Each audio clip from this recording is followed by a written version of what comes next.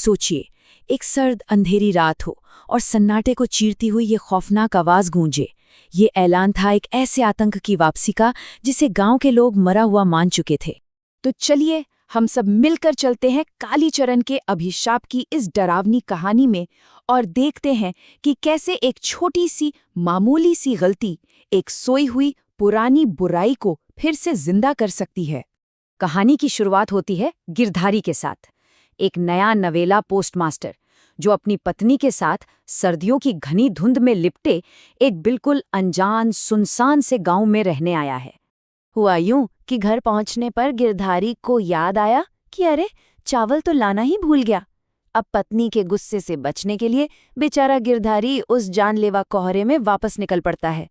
कुछ दूर चलने पर उसे एक अकेली पुरानी सी दुकान दिखती है जहां एक लालटेन टिमटिमा रही थी। उसे राहत तो मिली, पर उस जगह का माहौल कुछ अजीब, कुछ डरावना सा था। दुकानदार की मुस्कान में कुछ तो अजीब था। उसने गिरधारी से कहा कि दरवाजे पर रखे उस मिट्टी के घड़े को हटा दे। जैसे ही गिरधारी ने उसे पैर से खिसकाया, वो टूट गया और उसके अंदर से जो निकला, सड़े हुए फूल और पुरानी हड्डियां, और साथ में एक ऐसी भयानक बदबू फैली कि गिरधारी का मन बेचैन हो गया। जब गिरधारी ने चावल के पैसे देने चाहे तो कालीचरण ने उसी अजीब मुस्कान के साथ कहा, आपकी खुशी ही मेरी कीमत है।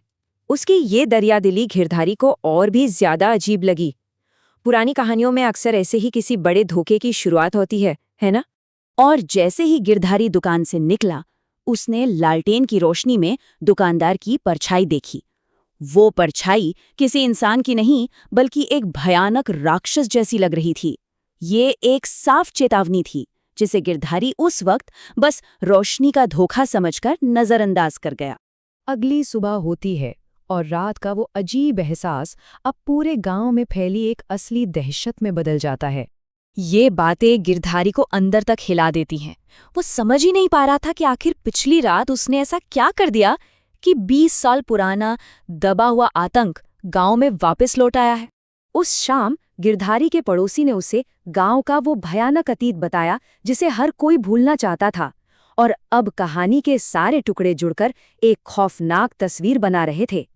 और तभी गिरधारी पर जैसे बिजली गिरती है। वो मिट्टी का घड़ा जिसे उसने एक मामूली चीज समझकर तोड़ दिया था, वो असल में कालीचरण की दुष्ट आत्मा का जेल था। उसकी एक छोटी सी भूल ने 20 साल से कैद एक शैतान को आजाद कर दिया था। इस भयानक सच को जानने के बाद गिरधारी का डर उसकी जिम्मेदारी के आगे छोटा पड़ जाता है। अब उसका एक ही मकसद था, अपनी गलती को सुधारना। ये शब्द एक डरे हुए पोस्टमास्टर के नहीं थे। ये एक ऐसे इंसान के थे जो अपनी गलती सुधारने के लिए किसी भी हद तक जाने को तैयार था, अपनी जान की परवाह किए बिना। गिरधारी अब पूरे गांव को बचाने के लिए खड़ा हो गया था। अब उम्मीद की बस एक ही किरण थी, वो सन्यासी जिसके पास इस प्राचीन बुराई से लड़ने का ज्ञान और शायद शक्ति भी थी। सन्यासी के पास एक योजना थी, पर वो बहुत ही खतरनाक थी। इस प्लान के हिसाब से आत्मा को फंसाने के लिए गिरधारी को खुद चारा बनना था। उसे उसी शैतान के सामने जाना था जिसे उसने खुद आजाद किया था। सन्यासी ने अपना 4 स्टेप वाला प्लान समझाया। ये पूरा प्लान गिरधारी की हिम्मत और भरोसे पर टिका था, क्योंकि सिर्फ वही था जो ये खतरनाक काम कर सकता था। अमावस्या की काली रात गिरधारी और सन्यासी उस आतंक के अड्डे यानी कालीचरण की दुकान पर पहुंचते हैं अपने आखिरी और सबसे बड़े मुकाबले के लिए। जैसे ही गिरधारी दुकान में घुसता है, कालीचरण उसे अपनी उसी मीठी मुस्कान के साथ अंदर बुलाता है। लेकिन गिरधारी अब जानता था, इस मुस्कान के पीछे एक शैतान छिपा है जो उसे एक भयानक मौत देना चाहता है। गिरधारी अपनी जान हथेली पर रखकर कालीचरण को बातों में उलझाए रखता है। जैसे ही बाहर सन्यासी का मंत्र पूरा होता है, वो जोर से चिल्लाते हैं। बस यही वो पल था, जाल बिछ चुका था। गिरधारी के बाहर कूदते ही दुकान आग के एक भयानक गोले में बदल गई।